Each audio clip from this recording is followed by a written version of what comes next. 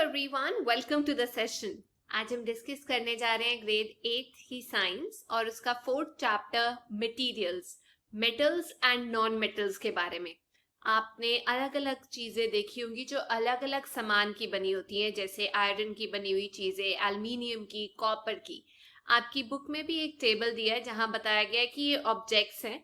आपने बताना है कि इनकी अपीयरेंस कैसी है, दिखने में कैसे हैं, शाइनी है या डल है, और इनकी हार्डनेस कितनी है, मतलब बहुत ज्यादा हार्ड है या मीडियम हार्ड है। तो शुरू करते हैं। टेबल मैंने भर दिया है। आयरन जो है वो शाइनी होता है, बहुत हार्ड होता है। कोल डल होता है, ज्यादा हार्ड नहीं होता। सल्फर डल होता है, ज्यादा हार्ड नहीं होता। एल्युमिनियम शाइनी होता है, बहुत हार्ड होता है। कॉपर शाइनी होता है, बहुत ज्यादा हार्ड होता है।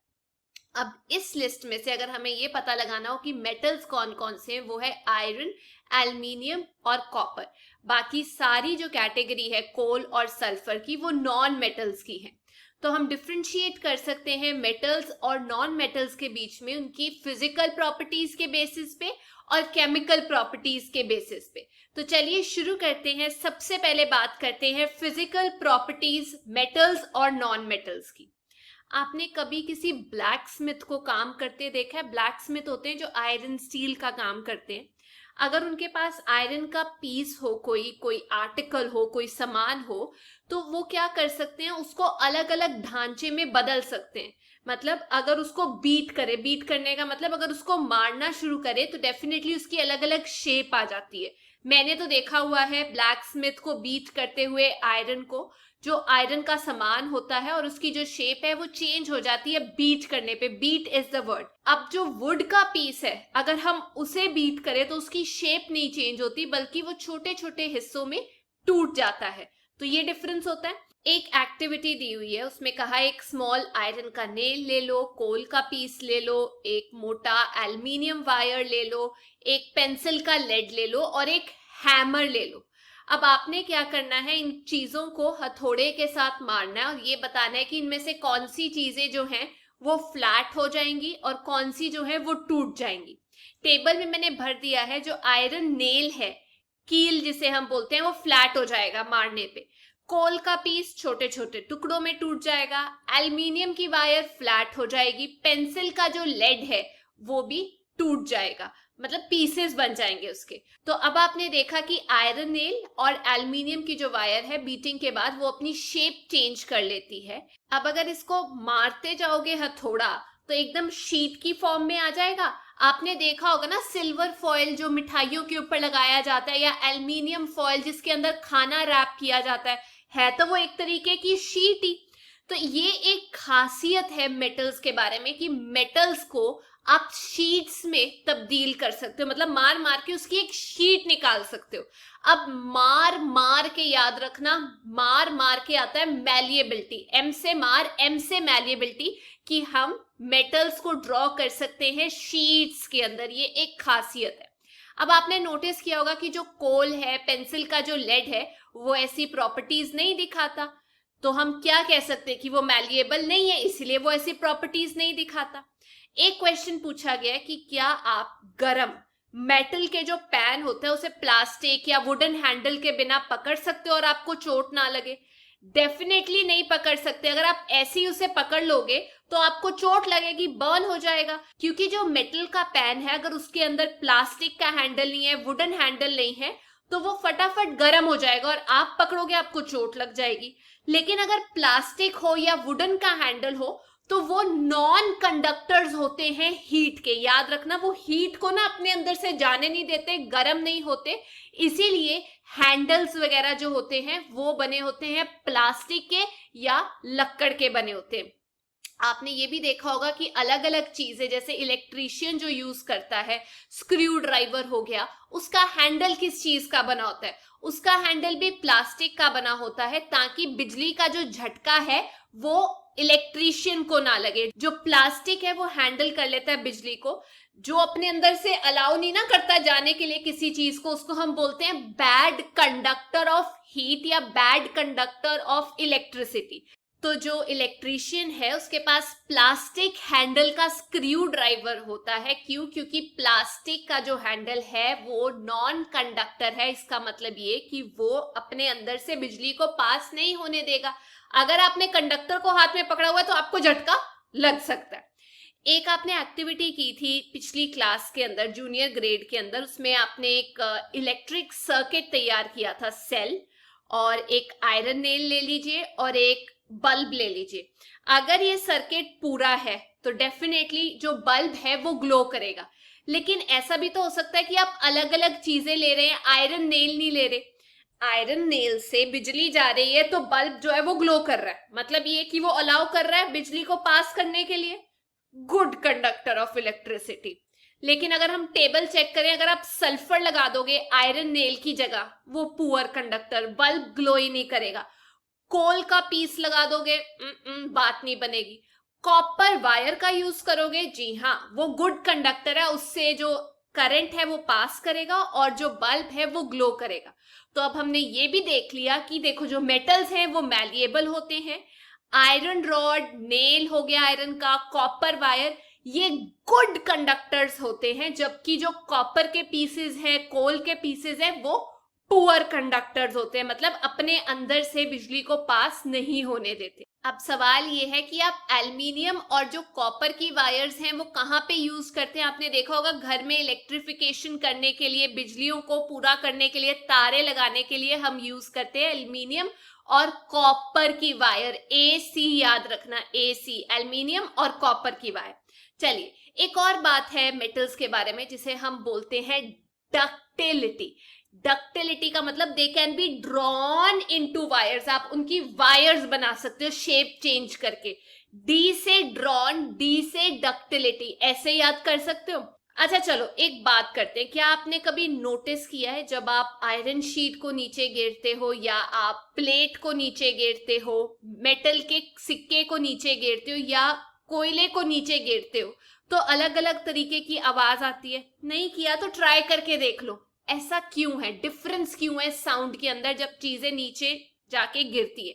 वो इसलिए है, जब आयरन शीट हो गया, आयरन की प्लेट हो गई, मेटल का कॉइन हो गया, जब वो जमीन पे गिरते हैं तो उनकी एक शार्प मेटलिक साउंड आती है, जैसे चाय बनाने वाला पतीला नीचे गिर जाए, ठा ठा ठा ठा, मम्मी भागी हुई आती है, तो उनकी एक साउंड आती है। लेकिन जो कोल का पीस है जब वो नीचे गिर जाए तो उसकी कोई मेटलिक साउंड नहीं आती।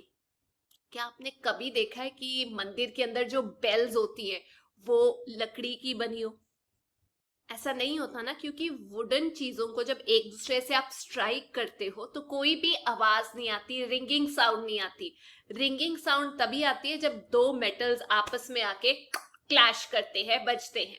अब मान लीजिए आपके पास दो बॉक्सेस हैं जो एक जैसे दिखते हैं, एक लकड़ी का बना हुआ है और दूसरा मेटल का बना हुआ है। अब मान लीजिए आपको मुझे ये बताना है कि इन दोनों में से कौन सा मेटल का है बॉक्स, तो चेक कैसे होगा? आप बॉक्स को जो है जोर के नीचे गिर दो, ऑटोमेटिकली जहां पे आवाज आ रही है रिंगिंग की या कोई आवाज आ रही है वो मेटल का है, जहां वो टूट के चूर चूर हो गया समझ लेना आवाज नहीं आई और वो मेटल का नहीं बना हुआ। तो अब आवाज आना, एस से साउंड, एस से सोनरस। मेटल्स जो होते हैं वो एक रिंगिंग साउंड प्रोड्यूस करते हैं जिसे हम बोलते हैं वो सोनरस होते हैं। ये जो मटेरियल है मेटल, यही सोनरस होता है, बाकी चीजें नहीं सोनरस होती। तो अब तक जितना भी हमने पढ़ा उससे हमें ये पता चला है कि कुछ मटेरियल जो होता है वो हार्ड होता है, सख्त होता है, लस्ट्रस होता है, कहने का मतलब शाइनी होता है, मैलिएबल होता है, डक्टाइल होता है, सोनरस होता है और गुड कंडक्टर होता है हीट और इलेक्ट्रिसिटी का। ये प्रॉपर्टीज, ये गुण वाली चीजों को हम मेटल्स बोलते हैं। एग्जाम्पल हो गया iron, copper, aluminium, calcium, magnesium.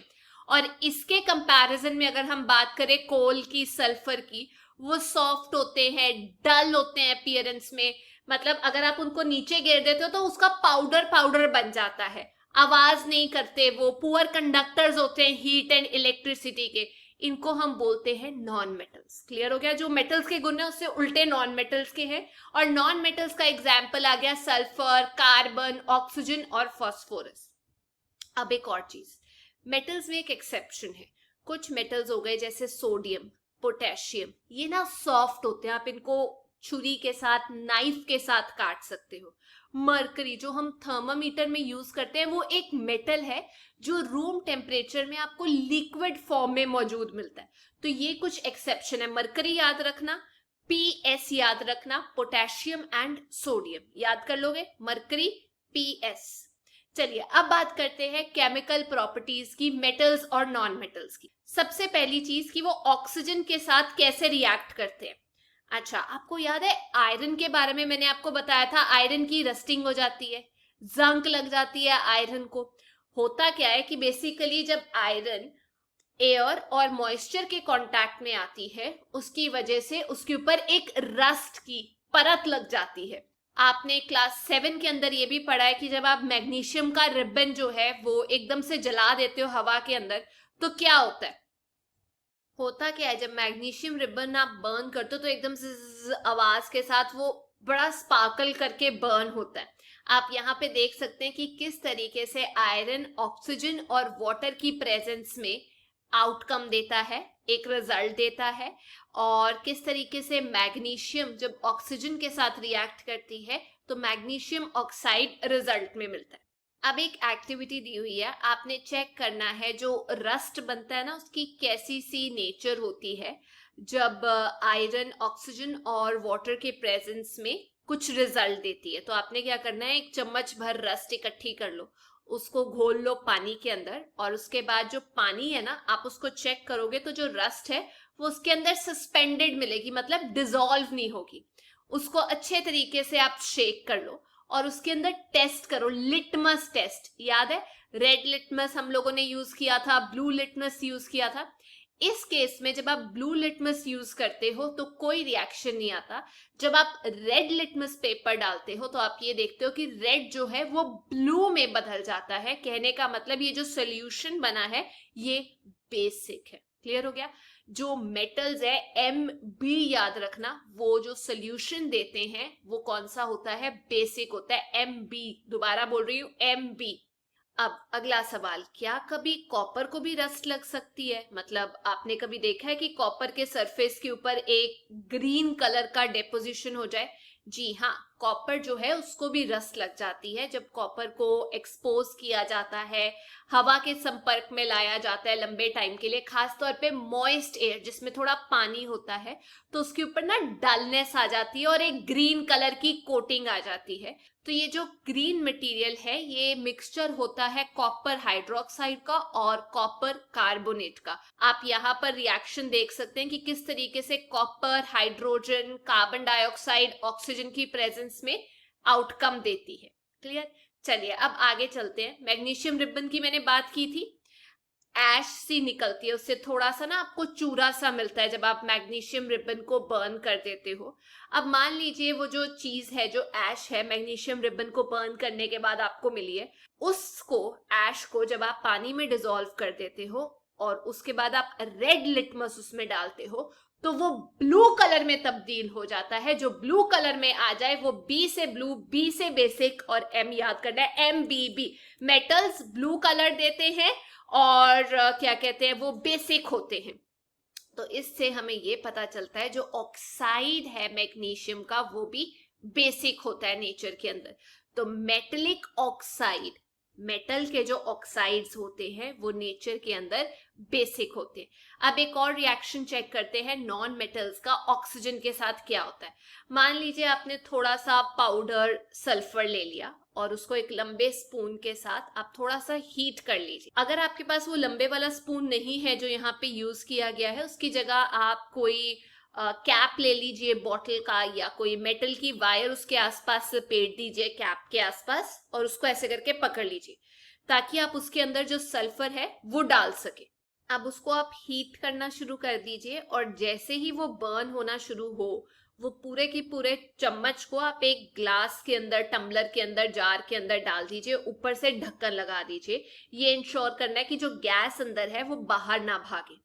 कुछ देर के बाद जो स्पून है उसको आप बाहर निकाल दीजिए। आपने ढक्कन बंद कर दिया, स्पून को चुपचाप बाहर निकाल दीजिए और उसके अंदर थोड़ा सा पानी ऐड कर दीजिए, क्योंकि मेटल्स को भी हमने पानी से चेक किया मेटल ऑक्साइड्स बनाने के लिए।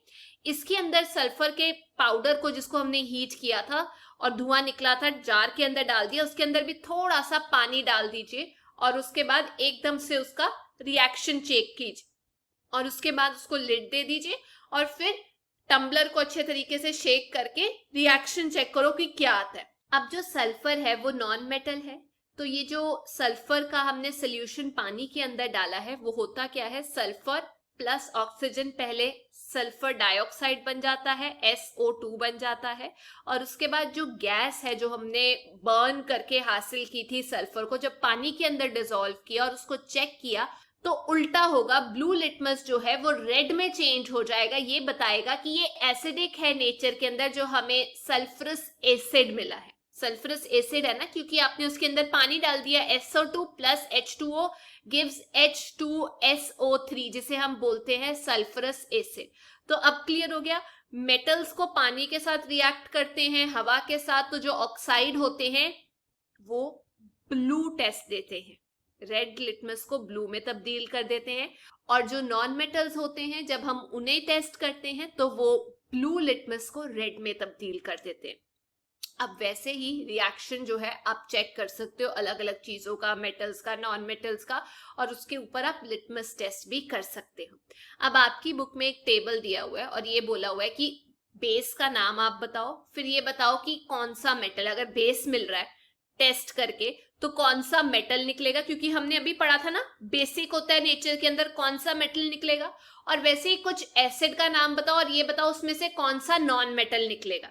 तो मैंने आपके लिए फिल कर दिया। देखिए, कैल्शियम हाइड्रोक्साइड के केस में हमें कैल्शियम मेटल मिलेगा, सल्फ्यूरिक एसिड के केस में सल्फर नॉन मेटल मिलेगा, मैग्नीशियम हाइड्रोक्साइड के केस में मैग्नीशियम जो है वो मेटल है, ऑक्साइड आ गया ना, बेसिक होता है मेटल का, और हाइड्रोमिक एसिड और हाइड्रोब्रोमिक एसिड के केस में हाइड्रोब्रोमिक जो है वो नॉन मेटल है, फेरिक ऑक्साइड आयरन मेटल है, hydrochloric acid chlorine non metal है, जिंक हाइड्रोक्साइड के केस में जिंक जो है वो मेटल है, नाइट्रिक एसिड के केस में नाइट्रोजन नॉन मेटल है, सोडियम हाइड्रोक्साइड के केस में सोडियम जो है वो मेटल है, फॉस्फोरिक एसिड के केस में फॉस्फोरस जो है वो नॉन मेटल है। अब बात करते हैं मेटल्स और नॉन मेटल्स का रिएक्शन पानी के साथ। देखिए, सबसे पहले मैं आपको बता दूं, सोडियम जो है वो बहुत ज्यादा रिएक्टिव होता है, मतलब विग्रसली, एकदम स्पॉन्टेनियसली ऑक्सीजन और पानी के साथ रिएक्ट कर जाता है, और जब वो रिएक्ट करता है तो बहुत ज्यादा हीट जनरेट करता है इस रिएक्शन में, इसीलिए इसको स्टोर किया जाता है केरोसिन के अंदर। अब मान लीजिए आपने थोड़ा सा सोडियम ले लिया और उसको मिला दीजिए 250 ml पानी के अंदर, जो कि एक बीकर में आपने डाला हुआ है, थोड़ा सुखा के अच्छे से फिर उसको सोडियम को मिलाना पानी के अंदर। तो आप क्या रिएक्शन देखते हो कि क्या होता है जब सोडियम जो है वो पानी के कांटेक्ट में आता है, तो किस तरीके का रिएक्शन होता है। देखिए, सबसे पहली चीज, जब आप सोडियम को पानी में डाल देते हो, मैंने आपको बताया बहुत ज्यादा रिएक्टिव होता है, तो विग्रसली पानी के साथ रिएक्ट करता है, और जो हमें सोल्यूशन मिलता है वो बेसिक होता है नेचर के अंदर, और वो रेड लिटमस को बी से बेसिक ब्लू में चेंज कर देता है। तो हम ये सीखे हैं कि सोडियम जल्दी रिएक्ट करता है पानी के साथ, कुछ मेटल्स जो है जल्दी जल्दी रिएक्ट करते हैं, लेकिन आयरन जो कि एक मेटल है वो थोड़ा सा टाइम लेता है रिएक्ट करने के लिए, थोड़ा स्लोली रिएक्ट करता है, पर रिएक्ट करता है। लेकिन उससे उल्टा अगर हम नॉन मेटल्स की बात करें तो वो रिएक्ट नहीं करते पानी के साथ, हालांकि वो रिएक्ट कर सकते हैं हवा के साथ, इतना याद रखना। जैसे मैं एक एग्जांपल देती हूँ, फॉस्फोरस जो है वो बहुत रिएक्टिव नॉन मेटल है, बहुत जल्दी आग कैच कर लेता है अगर उसे हवा में रखा जाए। देखिए, मैं नॉन मेटल्स के बारे में ये नहीं बोल रही कि वो हवा में रिएक्ट नहीं करते, मैं ये बोल रही हूँ वो पानी के साथ रिएक्ट नहीं करते, और जैसे ही उनको हवा में लाया जाता है आग पकड़ लेता है, जैसे फॉस्फोरस। तो इसीलिए कि वो आग ना पकड़े, एटमॉस्फेयर में ऑक्सीजन को ना पकड़े, इसलिए इसको स्टोर करते हैं हम पानी के अंदर। अब क्लियर हो गया, क्योंकि फॉस्फोरस जो है हम ये कह सकते हैं बहुत रिएक्टिव नॉन मेटल है, फायर कैच कर लेता है, इसलिए उसको पानी में स्टोर किया जाता है ताकि इजीली वो एयर के कांटेक्ट में ना आए। तो ये थी आज की क्लास। अब हम अगला पार्ट नेक्स्ट क्लास में करेंगे, लेकिन अगर आपको ये वीडियो अच्छी लगी तो please make sure you like, share and subscribe. I see you soon, till then take care, bye bye.